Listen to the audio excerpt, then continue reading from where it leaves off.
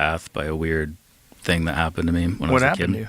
Well, so I talk about it in my first 2 books, Identified Flying Objects and the Extraterrestrial Model, where I learned about a close encounter that my dad had. He was a veterinarian in Northeast Ohio where I grew up. And he was out one night on a call with another guy. So there's 2 people. As far as Jalen Hynek's reliability scale, it has more reliability because there's multiple witnesses. It's also strange on his scale because they crested the hill. There's a bright light. This is an Amish country. There's no lights in Amish country. And all of a sudden, this bright light darts toward them, hovers just above their truck, darts back to where it was, and straight up into space, like at incredible speed. So this happened before I was born, but I overheard him telling this story to some friends one night. He got Whitley Strieber's book Communion, as most people did in the 1980s, and as they should, because it's a great book. And I walked into the living room. The book is sitting on the shelf facing out. And I remember, like it was yesterday, I sort of stopped, and there was like this light, like a white light. And then I saw this image in my mind of like an early hominin, chimpanzee-like creature, a modern human, and then that archetypal gray alien from the cover with this information. What if they're related? What if they are us from the future? And obviously, I mean, that's why I became a biological anthropologist. People are always like, so you saw this? Yeah. It was like a flash, like a light. And, it's weird looking back on it because I know a lot more about these experiences. I've talked to people that have had these types of experiences. What was the setting? It was our living room. So it was like you come in the front door and just to the left there's this living room, built-in bookshelf, Whitley's books right there. I just turned the corner, saw it, and then like just kind of it just came. Like I didn't know shit about evolutionary biology. When I you didn't say know you about saw UFOs. it, you saw it how? In my mind. Just this white light. Just an image. And that image of the 3 faces. And then the question, could they be us from the future? And a lot of people are like, how'd you get into UFOs? Like, you're a biological anthropologist. It's the opposite. I got into biological anthropology to research this question of whether they could be us from the future. Huh. So this, you felt like at that moment it wasn't just like a weird thought or a dream. It felt like a message. Like, what did it feel like? Yeah. It was a tasking. I think Rupert Sheldrake said it that people don't have ideas. Ideas have people. I think that was like hey, go do this thing. And I did. That's why we're here now, talking about it. And obviously, you got to be careful about like selection bias and confirmation bias. Like I didn't go into this. I didn't go into grad school. I also didn't tell anybody in grad school I was there because they would have kicked me out. But I went into it with an open mind, but I was there to study these things because of that event when I was 8 years old. Wow. Yeah, it is a problem, the confirmation bias. It is a problem with wanting it to be real. And I struggle with that because I desperately want it to be real. And so every time I talk to someone, I've talked to a bunch of people that are, air quote, whistleblowers. And some of them, I think, for sure, have been sent in here to distribute disinformation. Yeah, no doubt. For sure, because it's a great place to do it. Yeah. I'll listen to you. Yeah. I'll entertain almost anything. Which is great. We need that. Yeah. But yeah, I mean, obviously there's people that are going to take advantage of it. But I think it's also important for me to say I'm not convinced. Mm-hmm. I don't know how much of this is horseshit, but it's not zero. No. It's not and that was your 0%. question is how do I differentiate among these different cases? I do draw from Hynek's, in his book, The UFO Experience, he lists out how we all should approach this based on the reliability scale and the strangeness scale.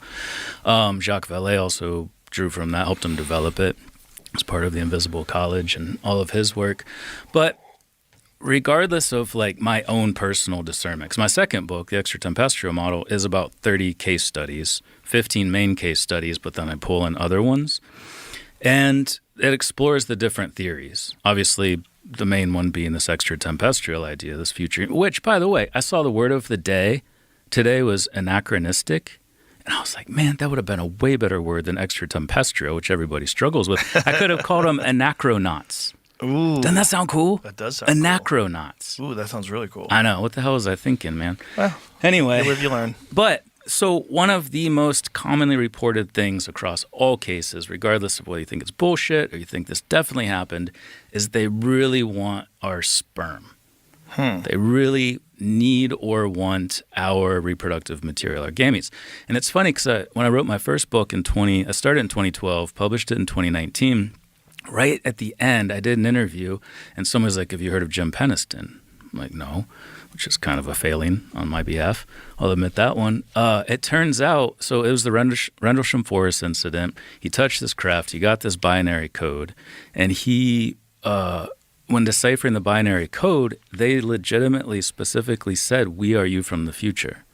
We're having problems with reproduction." He underwent hypnotic regression. "We're having problems with reproduction, and we need this genetic material to help ourselves." You know, a lot of people are like, well, why are they coming back and doing stuff to us? I think they're coming back and getting stuff from us because of problems they're having, largely related to what you were talking about earlier with the reduced sperm counts, the problem with female infertility.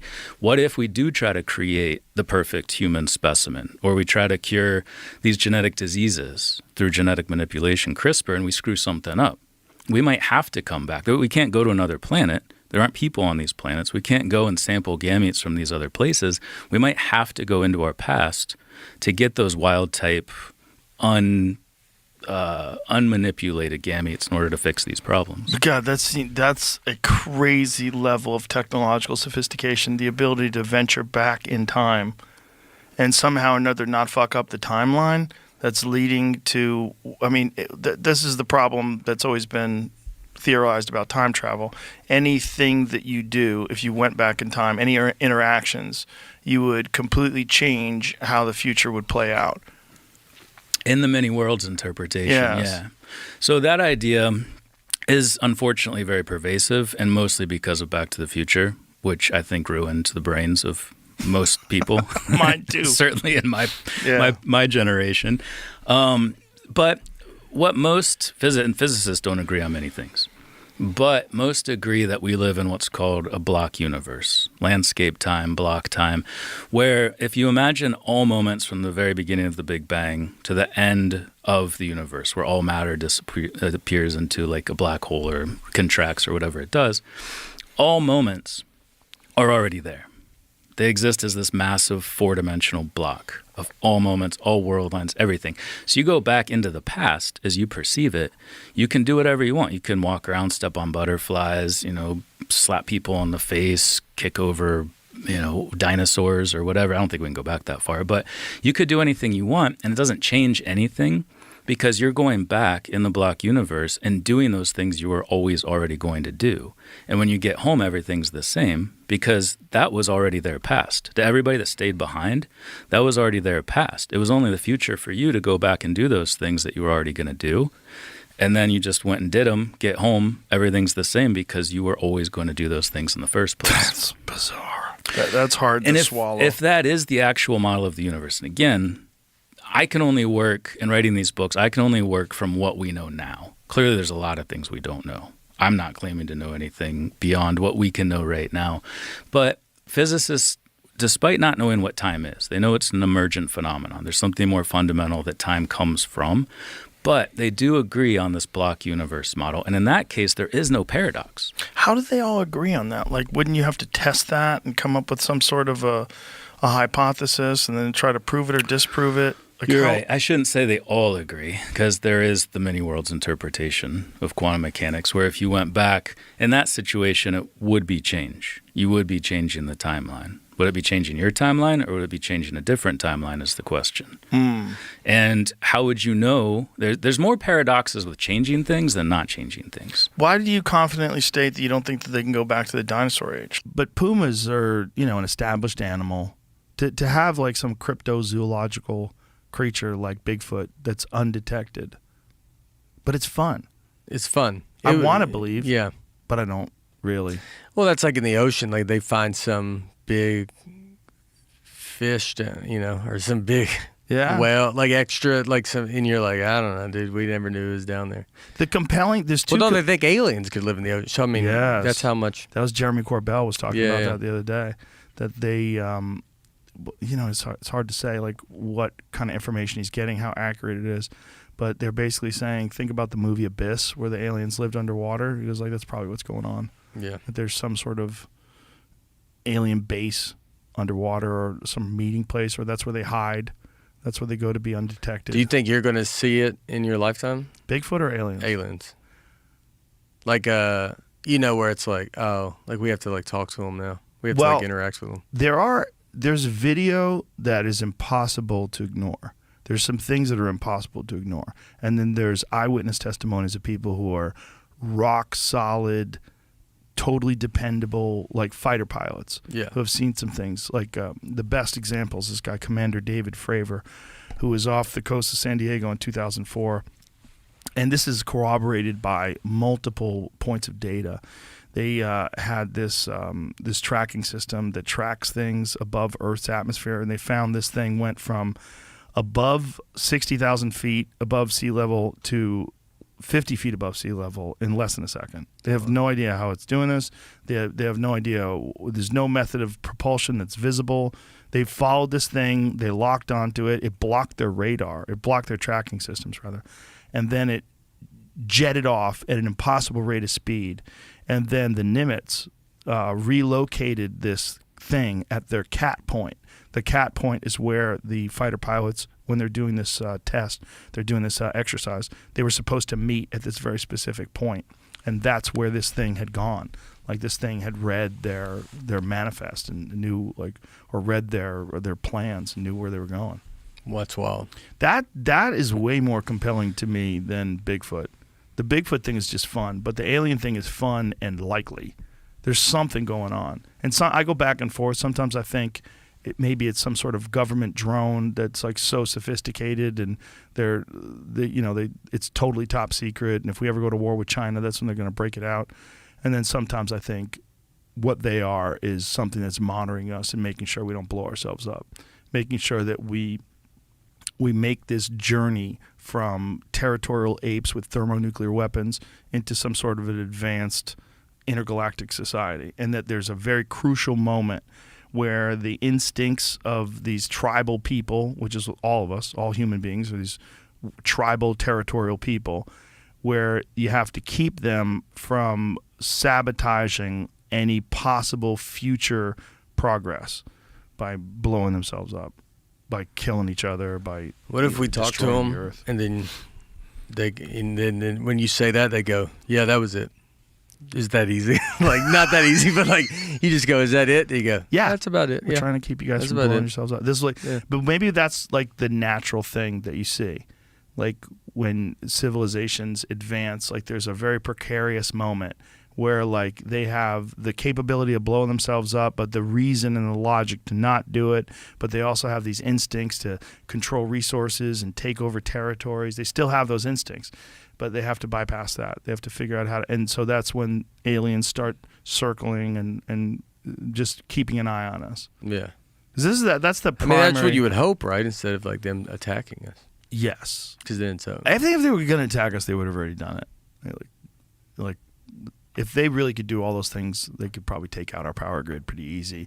Apparently, the stories are that they're able to shut down nuclear launches and nuclear facilities, and that they do that, and they hover over military bases, and that they just shut everything down just to let you know, hey, bitch, I can That's just wild. flip that switch. So don't get too fucking squirrely out there. That's so crazy. If you think about what an alien is in terms of our the sort of iconic image of an alien, like the Steven Spielberg Close Encounters of the Third Kind alien, they seem like what we'd assume a human being would eventually become. Right.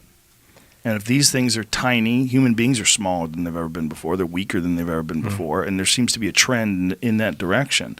And this trend seems to be amplified by our technological progression.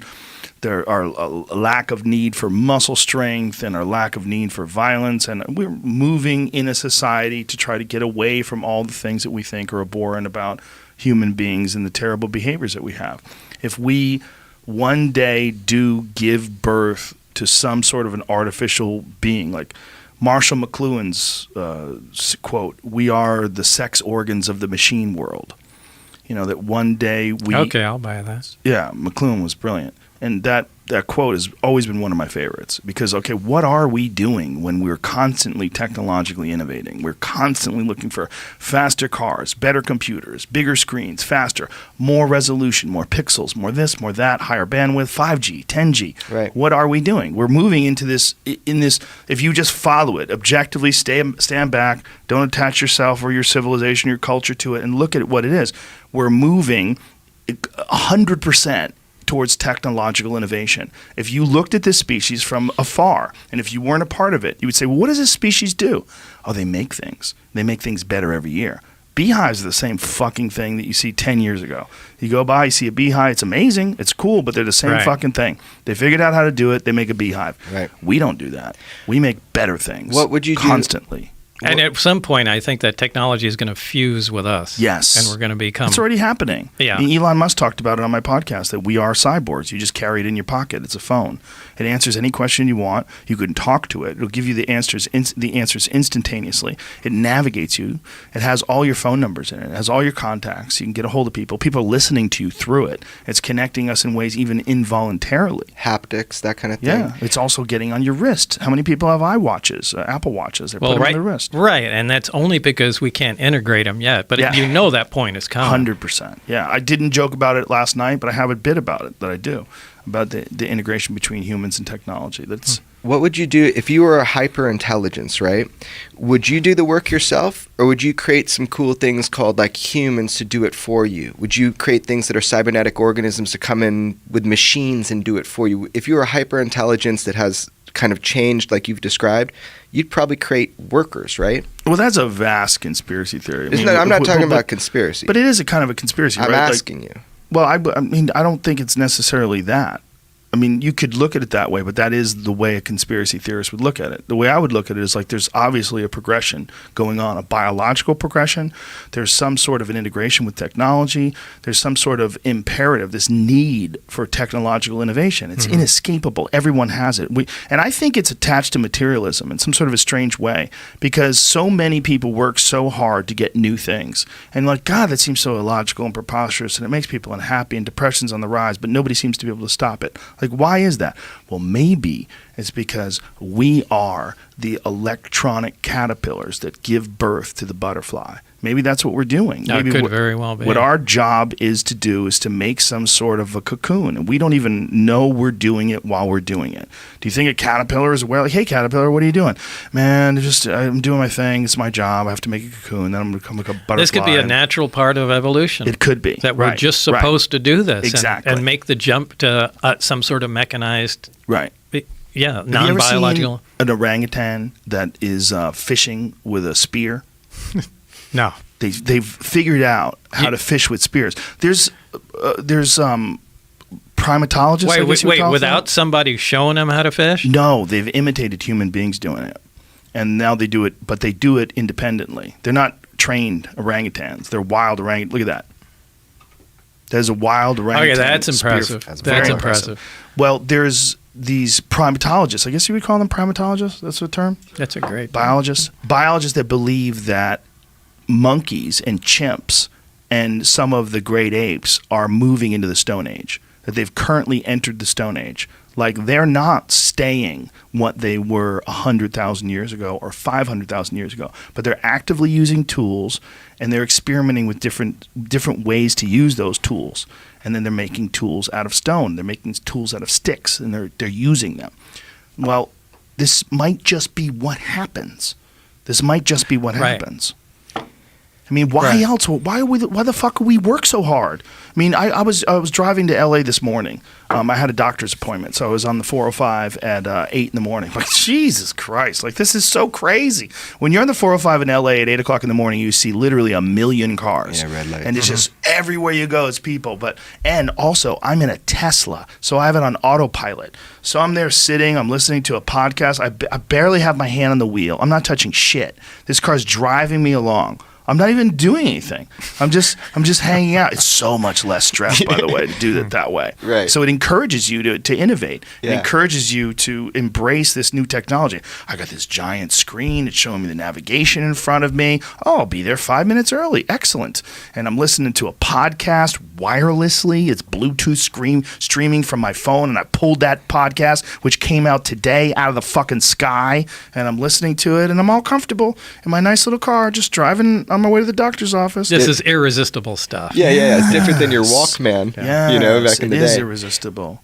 It is irresistible. It's frighteningly irresistible. But is it frightening? I mean, if you were a monkey, right? If you were an Australopithecus, would you go, man, I don't want to fucking be a person and live in a house? That's bullshit. I like just swinging around on trees. I like running from jaguars. This is life. Guys, life is running from crocodiles. It's not living in a fucking suburban community. There's probably some that are like that. Yeah, I don't think so. I think when it comes, we're going to embrace it. We're going to embrace it the same way you embrace cell phones, the same way you embrace television. There's going to be a few holdouts. I don't even have an email address, man. Those there's a few and far between. Good luck with that, fuckface. Go move to the woods, Ted Kaczynski. Yeah, Go live in a I was cabin. just going to throw Ted Kaczynski Oh, in man. there. Ted Kaczynski was right. This is something that I think about sometimes when I get really high.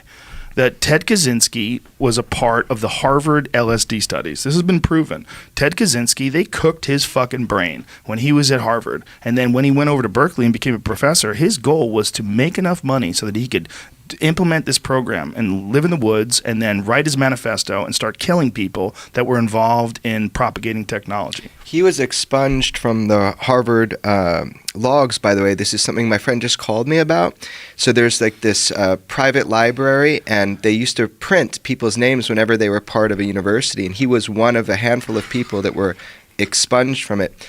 I want to jump back to the one thing, Joe. I want to be very careful with that word, conspiracy theorist. What I was saying to you was, we terraform our Earth, right? We terraform, we change the environment, we do all this innovation.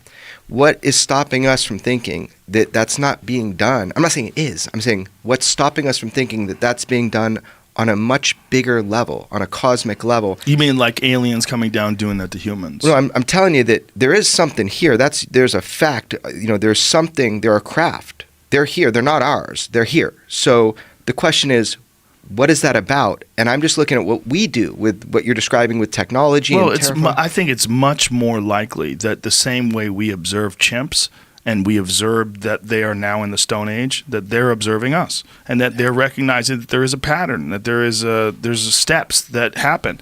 I mean, Carl Sagan talked about the different levels of civilization, and that that if we don't get past certain levels, we're never going to reach this. Right. I mean, we're a in type this, 1 civilization. Yeah. We're going to stay type 0. Well, yeah. we're in this warring, polluting, pillaging, we're awesome civilization. Humans are awesome. We're awesome in a lot of ways, But in that way, we're not. Well, yeah, we're children that have immense power that we didn't really. The other thing is you're using the immense power that other people have created, right? I mean, even when you're driving a car and you're stomping on the gas, like, woo, you didn't invent the fucking engine. You didn't invent tires. There's all these things that were involved in the creation of this thing that is really outside of your grasp of understanding, but yet you have the ability to use it. Like a person with a gun, I'm just gonna bang, bang, bang people. You didn't invent a gun, so like you've without the intellect to craft and engineer and manifest these creations, you just have access to them because you have paper or you have Bitcoin or you have whatever the fuck you're using a credit card.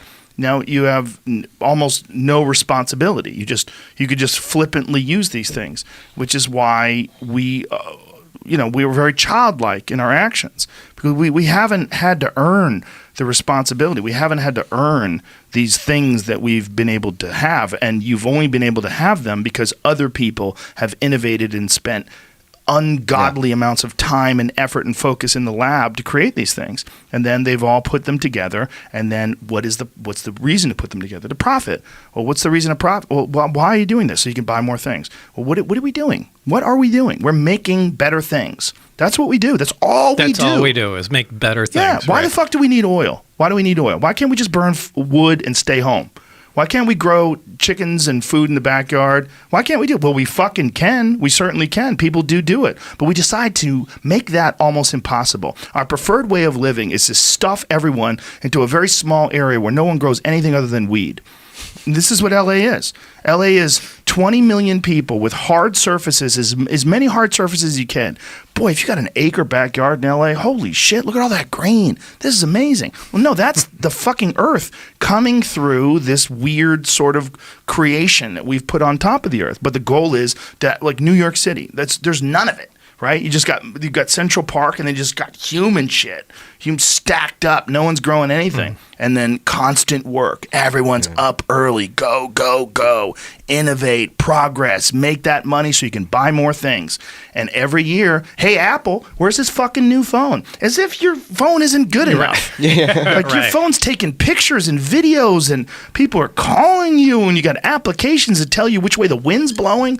It's not good enough. A blink of an eye, it's all gone, though, that, like 10,000 years and the Hoover Dam goes or whatever. Mount Rushmore disintegrates. So it's amazing because we have created that, and everything's trying to spring up through that. We keep it maintenance down, but we're a blink, man. Something hits. But we don't think that way. Well, you think in terms of your own life, right? You think in terms of what you want and what you need right now. We are, in many ways, this combination of this weird, primitive, ape-like thing with the ability to calculate and manipulate our world and our environment that makes us wholly unique. On top of that, with existential angst and fear. So what do you do with that? We fucking water it down with antidepressants. Give these fucking people some shit that keeps them moving. Well, they're worried about the future. They're trying to figure out what reality is. You're on a goddamn convertible spaceship spinning 1,000 miles an hour, hurling through infinity. There's no meaning to this thing. Just keep making shit.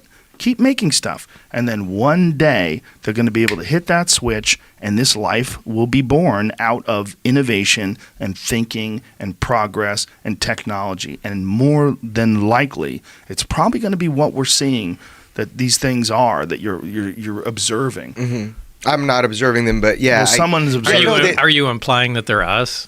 I don't think they are us, but I think they are what happens when things keep going. 70 years ago, you're talking about 15 years ago, we would see it now. These exact things at 20,000 miles an hour were going on 70 years ago, documented.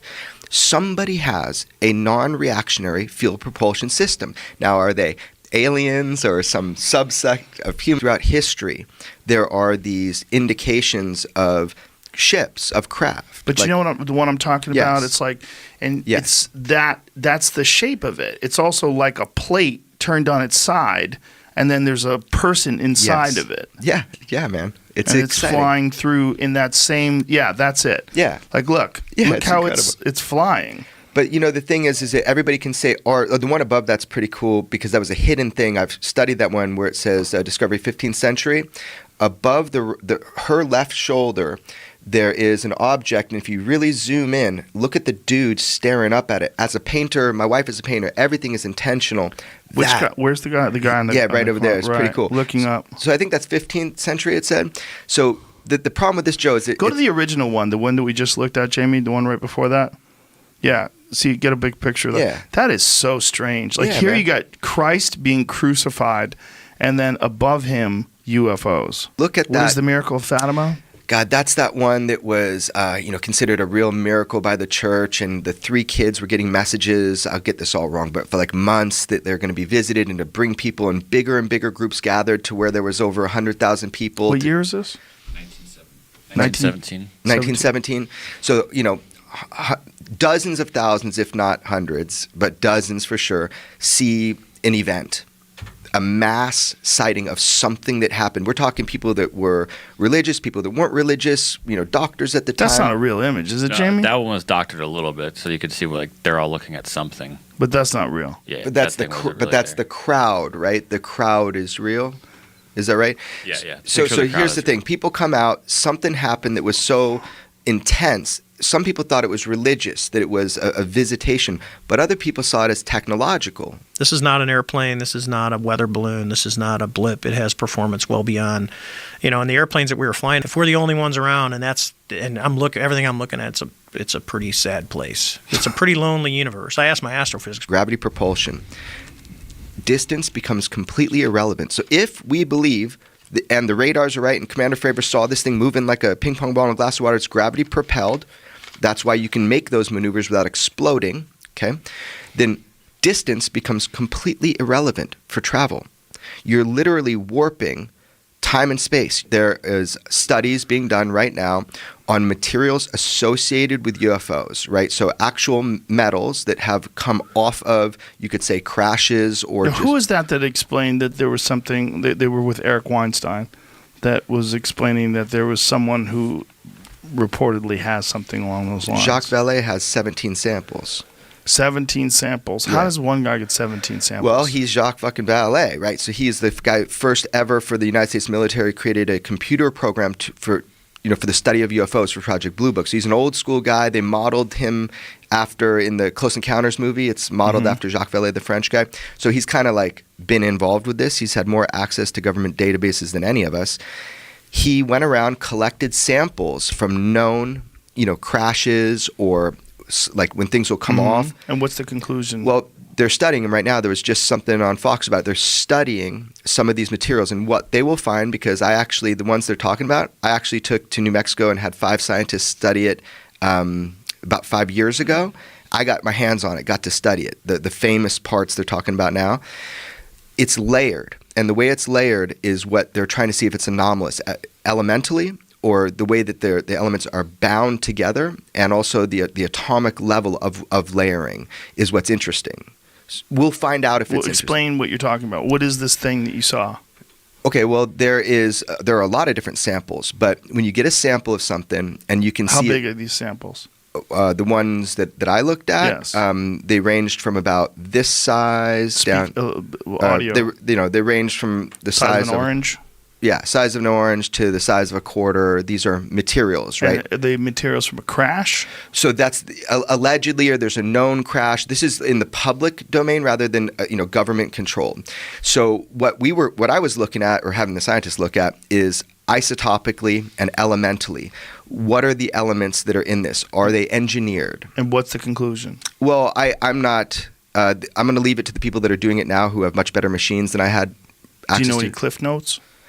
Yeah, they from what I understand, there's atomic layering. There are levels of, like we do with graphene. We lay down these layers that are basically oriented at a certain degree. That's how you get a superconductor or something like that. If you take a piece of graphene and it's highly machined, so doesn't deviate from that atomic layering, you can push it right through ice like a hot knife through butter. It's the weirdest feeling in the world, because you just take this piece of what feels like graphene and it just goes right through butter, because it's a superconductor, and the heat from your hand melts the ice. So that is a metamaterial. It doesn't occur naturally. Humans created it, and it has special properties because of the way it's atomically layered. So if these materials are from somewhere else, then we suspect that they're going to be highly machined, that they're going to be created for special use. So my whole point is our material science has not caught up with the physics. Well, this is one of the things that they say, people that have been abducted. I had Travis Walton, this guy. I've seen. I've watched it. His bobblehead. Yeah, I've watched He's it. very compelling in his descriptions of his encounter with these beings. But one of the things that he was saying was they were talking to him, but it wasn't with words. Like they were communicating with him, and he understood what they were saying, but it wasn't. They weren't saying things like, "Hey, Travis, why don't you relax? Because we're here from planet fucking whatever it is." The information was flowing faster because it was like boom right away. What I think, you get it. Yes, right? They were explaining things to him in some sort of a telepathic way. Wow, and it was mind blowing to him. And I think that that's probably the future of communication. Just like you can transmit information from phone to phone, right? You can call people. They're nowhere near you, but you can talk to them. You can send a video to someone. It's going through the air. It's just data, right? It's just information. Do you think Travis and Bob Lazar and all these guys that have extraordinary claim believe what they are telling you? I don't know if what they believe is true, but do you think they believe what they are telling you in a way that they're not lying, they're telling the truth of what they're believing? I can't tell for certain, but I believe Bob Lazar. I believe what he's saying is true. I believe he's telling me. Now, Bob, he had one moment where he was passing by a window and he said he saw something that was small and these people were standing over it, and he didn't know if it was an alien or whether it was some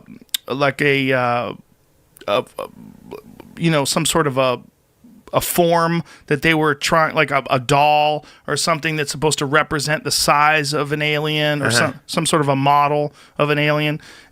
But he remembers he looked briefly through a window and he saw something small. He didn't see it move around. He didn't see it talk. So he doesn't know what he saw. Yeah. Because in his world, as he explained it, when he was working at Area 51, Site 4, that's where he worked. He said that it was very compartmentalized. And his thing is one of the problems with them trying to figure out, this is assuming he's telling the truth. Yeah, of course. One of the problems they were trying to figure out was how to back engineer these devices, these ships. But the problem was they weren't allowed to communicate with other people outside of this very limited group of people that had access to these vehicles, and the people that were involved in the metallurgy were not allowed to communicate with the people that were involved in whatever the propulsion system was. They didn't understand what they were trying to decipher these things. But he said, and if you listen to the podcast that I did with him, that it didn't work because the scientific method requires multiple people to communicate and share ideas and explain, and they didn't do that. You can't improve like that. Right. You need to share idea. Right. You can't do something and compartmentalize everything. But my communication with him, I don't know if he was telling me the truth, but he didn't seem deceptive. And he's a brilliant guy. It's clear he's clearly like borderline genius. You hear him speak, he's very educated. And some of the things that he talked about came to fruition. Like one of the things was there was a concept of this thing called element 115, right? Yeah. Now that was not really proven until the 2000s, or somewhere in the 2000s. They used a particle collider and created this thing where it was a very unstable, very short-lived particle. But he was saying that wherever these beings are from, they have figured out a way to utilize a stable version of this element 115, and that's how they propel themselves. The things that he was describing were also exactly the same things that were experienced by Commander David Fravor, who was a guy who is a jet pilot. I saw, yeah. Yeah, and so he experienced this thing move in that same direction, that same way, where there was no visible propulsion system, but they tracked this thing going from 80,000 feet above sea level to 1 in 1 second. So that's the amount of time that it takes radar to track this. So it might have been less than a second. Yeah, this thing traveled from 80,000 feet to 1,000. No time. To 1 feet. It's like that thing with the hand. He says he measured the distance between the bone and when you get in, you put your hand in it and measure the distance between your bone and the... the scanner. Yeah. Yes, the scanner. There is a lot of things like this. And, like Zachariah Sitchin was... there's a lot of stuff that you can think of that how could they know that at the time? But it's well, the Zachariah Sitchin stuff is interesting, right? Yes. That's all the Sumerian text. The Sumerian text is some fascinating stuff because it's all from 6,000 years ago. And by the way, Zachariah Sitchin, he's very controversial. There's even a website called sitchiniswrong.com, and it's basically scholars of ancient Sumerian who say that his translations are completely off. But even if his translations are off, there's still a lot of really confusing stuff about ancient Sumer. And one of the things is their depictions of the solar system.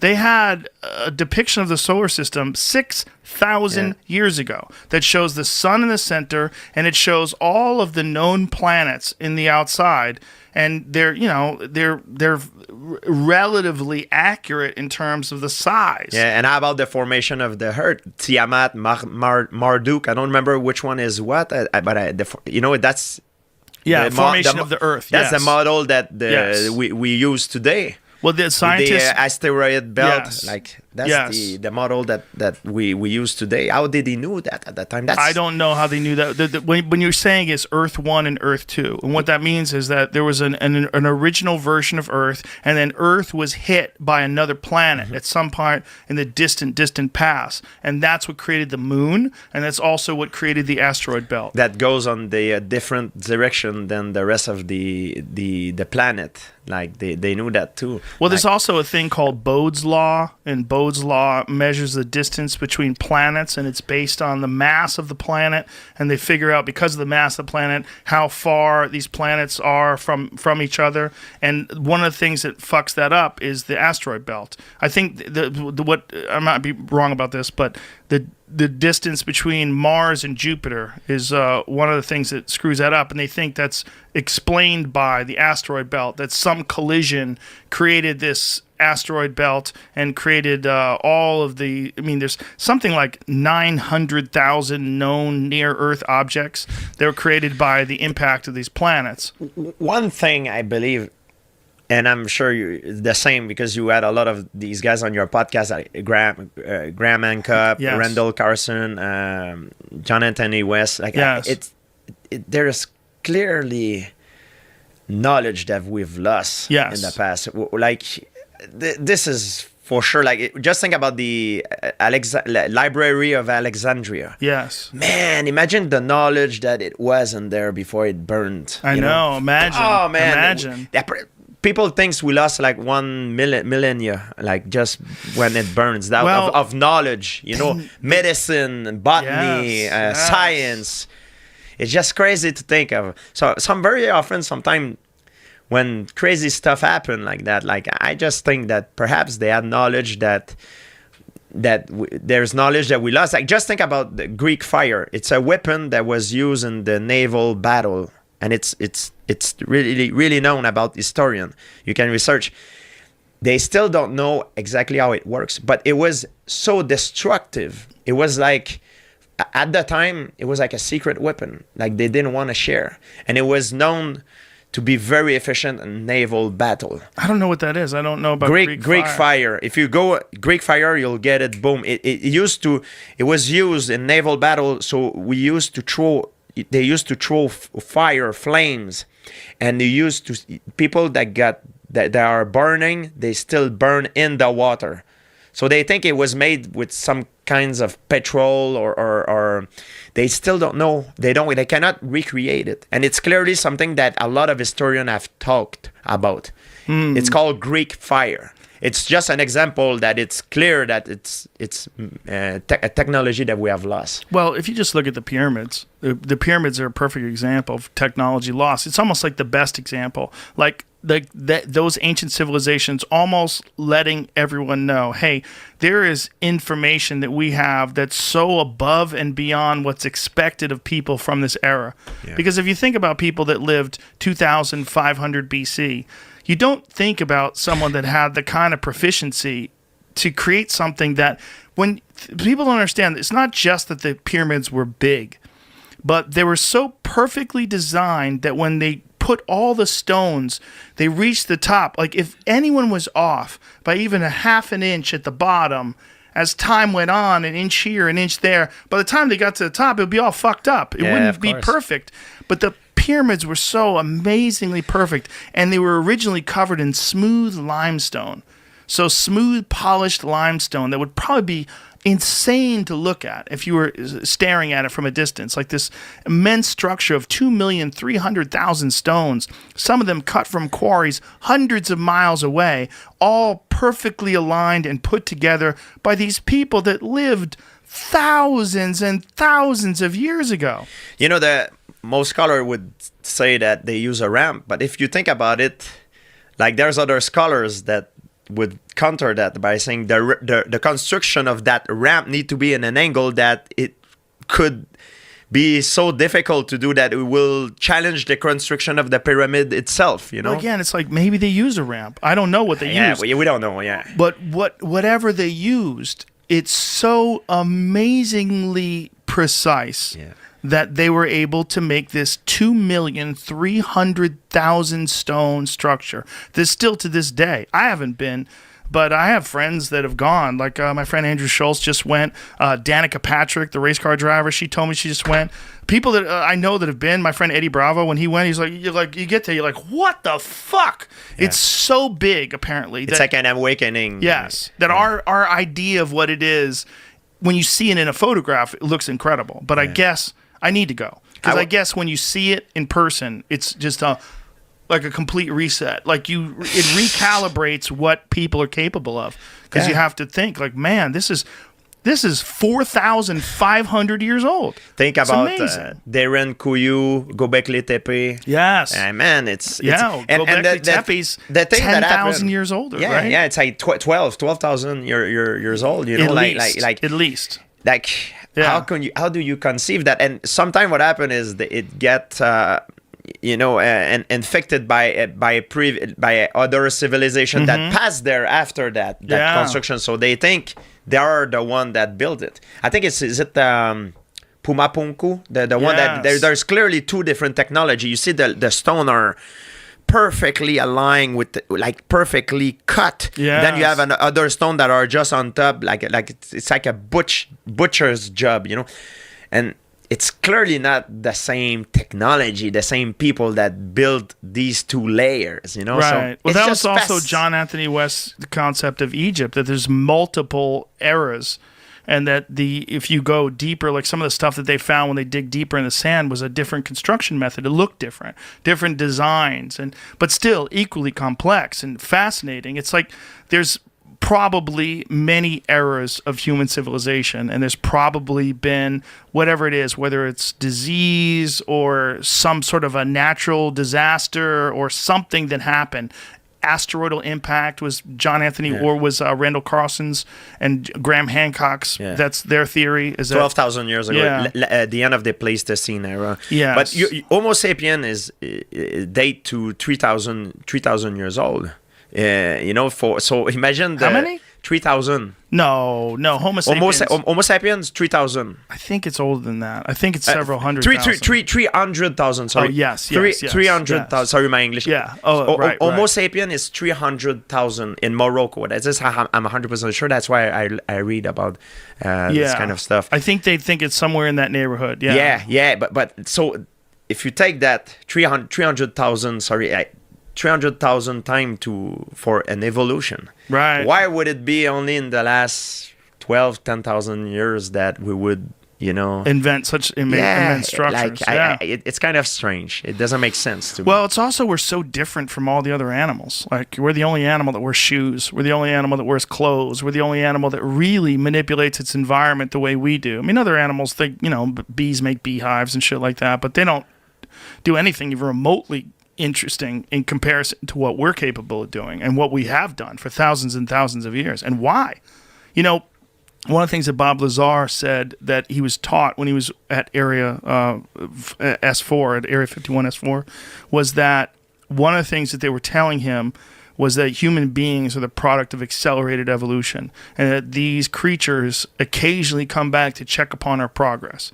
And which is crazy. Wow. But that might be how it works throughout the universe, is that these beings that are very far advanced, they come back and they see these creatures that are pretty close, and they give them a little boost. They push them ahead a little bit, because otherwise it would take so long. And maybe we don't have the amount of time because of the fact that we're in this fucking shooting gallery of asteroids, that these things come down and whatever progress you make is wiped out by impacts or by supervolcanoes. It's crazy, but it's not that crazy if you look at the belief of human being through evolution. Like in ancient Greek, they believe in different. They were believing in different gods. In different times, different civilization had different belief. Now some people believe Jesus walked on water. Which is fine too. That's their belief. If you believe that human was, the result of alien beings, it's another belief. It's not. Everybody believe in different things. It's not that crazy if you think about what we're doing. If aliens are real, I'm not 100% convinced, but I'm probably like 90% convinced. But if they are real, I leave in the room for bullshit. It's like, Jamie, get a picture of your shirt. Show everybody the shirt you're wearing while we're talking about that. It's a UFO. It says, can they see it? Believe that. That's a dope shirt. Exactly. That's a saucer if I've ever seen one. I think if they're here, they're not going to let us. That's what I think. Well, that's what I think they're going to swoop in and go, hey. Well, that's fuck. I'm 25, right? I can't speak on anything, but just looking from past experience, and there's like drawings, like right. even in the Mona Lisa, there's a weird thing or whatever in the background like and shit. But there's a spike. Mm-hmm. It's a spike in like because it's getting pretty weird here. The spike, they think it's hard to tell because sometimes when people talk about UFOs, a bunch of other people hallucinate or lie. Like there's a lot of that. Right. So every time there's a real legit UFO, right. you get a bunch of nut cases who just want to tell crazy shit right. about being taken and aboard I've seen spaceships. One. You've seen I a never, UFO? Yeah. What'd you see? What'd it look like? I was probably 16. I was in upstate New York, and it would just stay there. So let me precursor this. My aunt and uncle were very strict, and we had to go to bed at a very strict deadline, probably 10 p.m. And I was looking out the window with my cousin, and it's just a light that just stays there and then just fucking goes off. I mean, it just, whew, you can't explain it. Well, if you're 17 at the time? 16. 16? How, probably. How strong is this memory when you're like looking at it, when you're trying to remember it? Medium? Yeah. Yeah. But I mean, there's something there. For sure something took off and did something that didn't make sense to you? For sure. And then in Utah, I mean, there's shit happens all the time. I mean, even here in L.A., I can't tell you how many times, because I used to live in Tarzana. So there was like a balcony here, and it looked kind of like, it sounds corny, but like a classic like force field. Whenever you think of a force field, and it just kind of goes like this, and it's kind of like a dome in a circular shape. Mm-hmm. And it just goes like this and goes back in. Whoa. In Tarzana. Looking down at the fucking city. And I'm like, how did no one else see this? They might have. But I was there with like fucking 4 other people, and they saw it too. The thing about unique events is if a unique event happens and it never happens again, it's hard to remember. It's hard to be sure what you saw. It's hard. But if aliens are visiting us, like how often are they doing it? Like unique events would probably be what it would be. Right. It'd be like occasionally, once every 6 months, someone sees one somewhere. Yeah. But they're here all the time. They probably just know how to evade detection.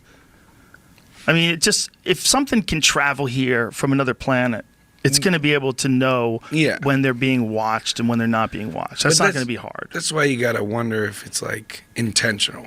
I think there's enough talk about it now that we're probably going to find out what it is in our lifetime. I never would think that before. I think the government withheld information for whatever reason. Maybe they think people are scared.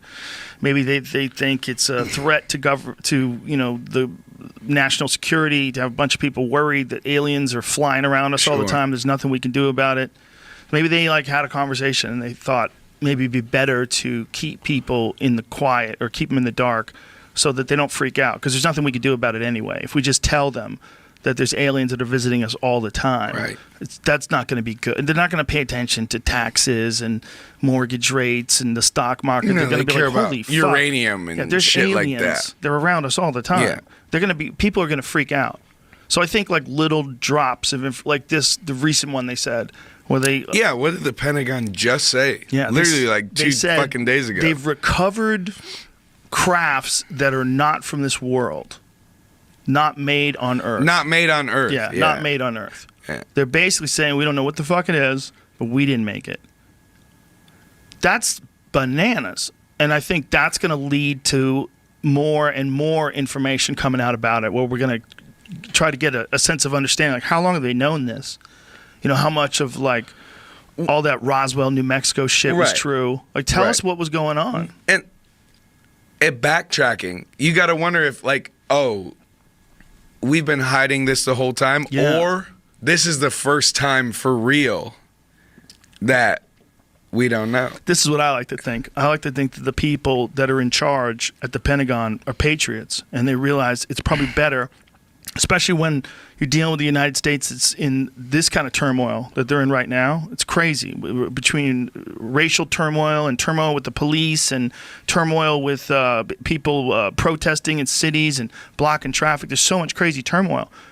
They'd be like, no one's even going to notice now. Just say it now. Just say, yeah, we got UFOs. Like, everything is so crazy. The news cycle of any crazy story like this is only a few days, and then people forget. Well, or it's just people already know, and it's just normalization. And you think about movies as just normalizing you to the idea that I can't even, like the Canadian, don't quote me on this, but a Canadian, someone in office was like, there's like 7 species of aliens in the U.S. government. It would be crazy if it was true. That's, Tommy Lee Jones and Will Smith. Do y'all were remember that? All along. Yeah, check that out. Please fact check that for me. Is he a loony person, though? I have no idea. See, people can get elected and still be crazy. That's a problem. For certain. That's a problem. Just because, like, when you hear about someone having, like, a really high-profile job and they say something crazy, it doesn't mean they're not crazy. Just because they're the prime minister of some fucking country. They could be out of their mind. What do we got? Something close to that. How close? Canada's former defense minister claims that aliens are real. Apparently, there is a humanoid-esque race of aliens called the Tall Whites living among us. Huh. It's Adam Curry. What publication is Adam this? Curry. Is this Vice? Yeah, it's on Vice. Adam There's Curry's There's a few other places. Well, there's a few. So it's like a real deal. He definitely said it seems like. Come on. That's crazy shit. Yeah, that is crazy shit. The thing is that guy nuts? Like, what else does he believe in? How does he feel about ghosts? Right? When you think about like an alien sighting, like if you saw an alien and then you never saw one again for the rest of your life, it would fuck with your memory, even if the alien was real. If a saucer emerged in front of you and then took off, that's the same thing with a ghost. Like if you saw a fucking ghost, if you walked into your basement to go get a screw for something and you turned and you saw an apparition of a woman who's like staring you down. Did you ever see that Guillermo del Toro movie about the lady who's a ghost who adopts kids? No. Dude, it's a dark movie. What is it called? Mother? What is it called? It's fucking creepy. Is it? It's creepy. Do you like horror movies? I love them. Me too. I love them. I'm a dirty little bitch. I love horror movies. I think it's called Mama. Mama, yes, that's it. Oh, is that? Bro, it's so that's not creepy. with 2 Swedish kids, right? I don't. Does she have 2? This is it. Two sons? Did you see this? No. She has 2 kids. No, I haven't seen that. She's well, I don't want to give it away. I don't want to give the story away, but it's crazy. She finds these kids in the woods and raises them. She's a ghost, and it's a fucking terrifying movie. She's a ghost. Wait, yes. And so is that people a spoiler? adopt the kids. They find the kids. I can't tell you anymore. Spoiler alert. I can't tell you anymore. No, you know she's a ghost from the very beginning of the movie. Okay, good. Yeah, this is terrifying. Dude, it's fucking horrifying. It's a terrifying movie. Well, you get the best of both worlds, right? You get a creepy, like, mom style, and then you get creepy kids, which are like both. the double terrifying. What's the movie I'm thinking of? I can't say anymore without spoiler alert in it. I think it might be called, so it's 2 kids. It might be Swedish or like Norwegian or something. Is it the vampire movie? No, there's a vampire movie, a foreign vampire movie. Is it Let the Right One In? I think it is, or is that the American version of it? Let the Right One In is a scary movie. That's a scary movie, right? Yeah. That's a vampire movie about vampire kids, right? Yeah. Yeah. See, the thing about a ghost is if you saw one and if they're just real every now and then, you saw one. And it was right in front of you. You're in the woods. Right. You're going to walk your dog, and you see some old man with no legs floating in front of you. That's the one. Good Night, Mommy. Yeah. Ah, Good Night, Mommy. What's this one about? Same. I don't know. Same kind of deal? Oh, Jesus Christ. Spoiler alert. Oh, Jesus Christ. Save that for later. Did you see something good? Yeah. I missed it. Some scary lady in the corner. Check that motherfucker out. That's a good one. I'm scared. But you see him in the woods. Yeah. please? Oh, yeah. If you saw some apparition in the woods and then you never saw it again for the rest of your life, it doesn't mean it wasn't real. Right. It just means it's really rare that happens.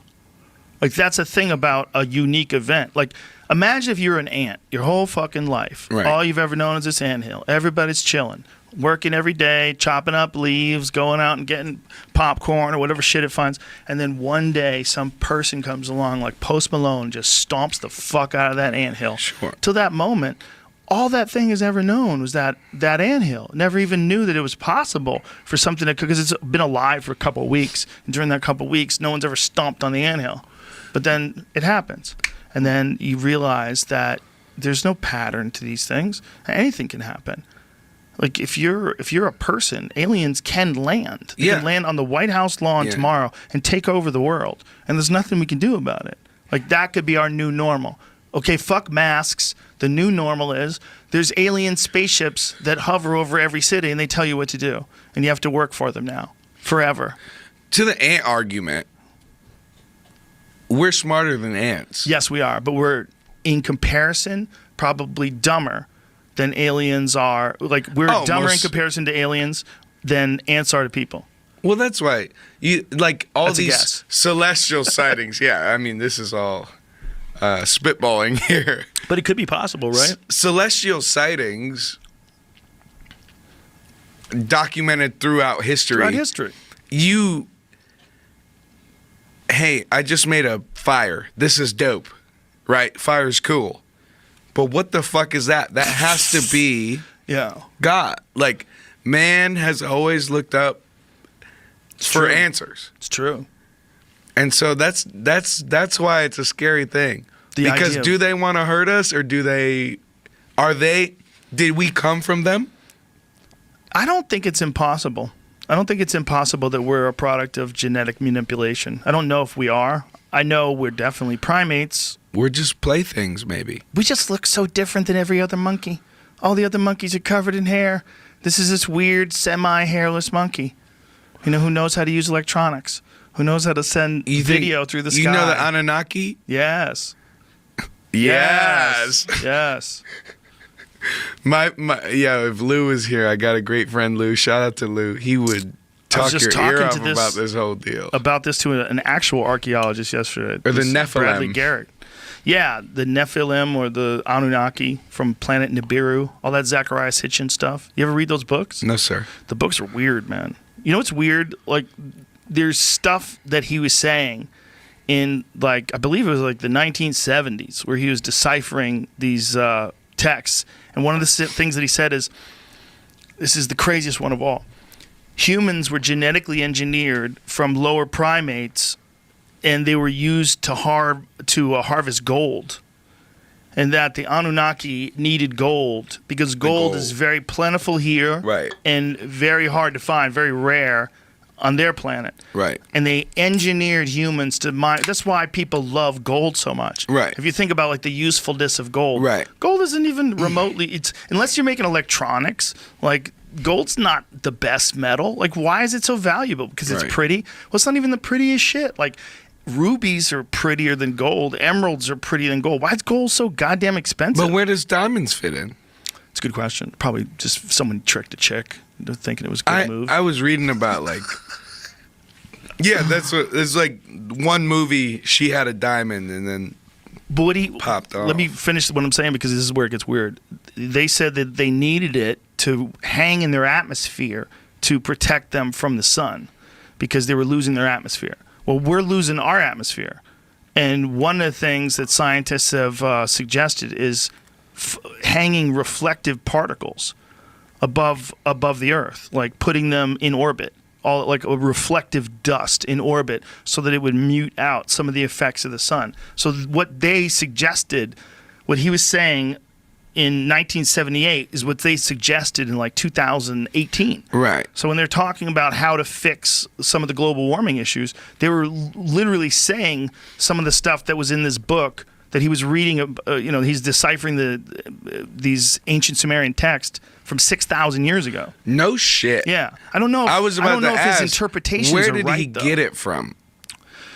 He is just a guy who's a linguist who studies these ancient languages and reinterprets them, but it's very highly in dispute. That's the problem. Like you or I, we're not going to figure it out. We're not going to know who's right. It's too complicated. Right. But there's a website called sitchiniswrong.com, and if you go there, it refutes all of his. I don't know who's right or who's wrong, but it's interesting to see the argument.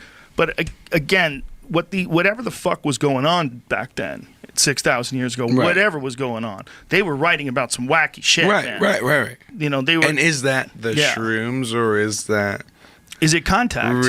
Yeah. You know, it's not impossible. We could have easily been contacted by some other life form that's similar to us, but that's a million years advanced. We could have been contacted all throughout history. Right. Yeah.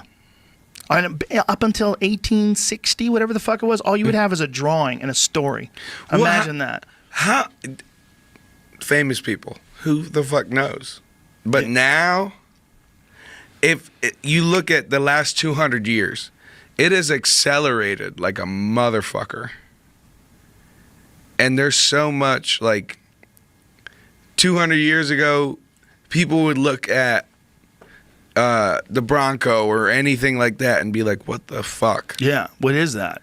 It happened so quick. It's happening so quick right now. I mean, that SpaceX thing, they've already figured out how to get something to fly into the sky and then bring it back and land it. It's insane. Yeah. We are in a weird fucking time. And if the aliens come right now, it's probably the best time to come. We're going to be the most relaxed about it. No one's been able to work for 6 months. I feel like everybody's, People are scared to shake hands. What are you going to do? Everyone's terrified. Are you going to say hi? Or are you to the aliens? Are you going to grab your bow? Oh, I'm going to say hi for sure. I'm not stupid. They could come here from not kicking anybody's disintegration. Ass. Yeah, I'm not even interested in kicking someone's ass from another dimension. I just want to say hi. Tell me what's up. Tell me what's actually I good. want to have an alien on the podcast. You imagine? I could call Tyler up. 3 foot tall, 40-pound dude with a giant bulbous head and like antenna-like fingers, and he's explaining how they traverse space and time instantaneously. No. Can you imagine? They're making sounds, and you interpret those sounds no matter what language you're in all over the world. You instantaneously interpret what they're saying. Well, it'd be through your brain. You wouldn't be able to hear them. Yeah, they would do it through a podcast. They'd be able to engineer the sounds they make. They would have to realize, what is this sound, and why do I understand what he's saying?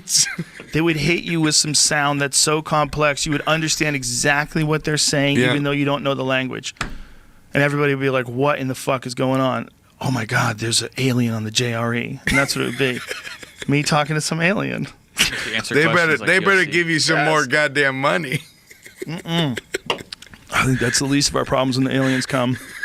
That shit is going to be wiped off. Well, that's when we need gold. Yeah, we're going to be gold miners again, folks. We're going to look for some sturdy person with a wide back. That's what's going to be valuable. Thank you. But I mean, good enough to mine gold? I don't know. You imagine if that's life in the future? They come down, they go, you got 2 choices. One, we eat you. 2, you mine gold for us. Are they eating stay humans? Alive. Why not? Why wouldn't they eat us? They'd be like, listen, you guys are just protein. You're assholes. They probably eat clouds. Yeah. Or like energy. They probably just eat energy. Yeah, maybe they just exist in some sort of like a Dude, they're probably not even system. Fucking material. Probably. They're probably just fucking ethereal. Well, maybe they figured out a way to make life. So maybe they figured out a way how to make life where you can transfer your consciousness in some eternal mechanical thing.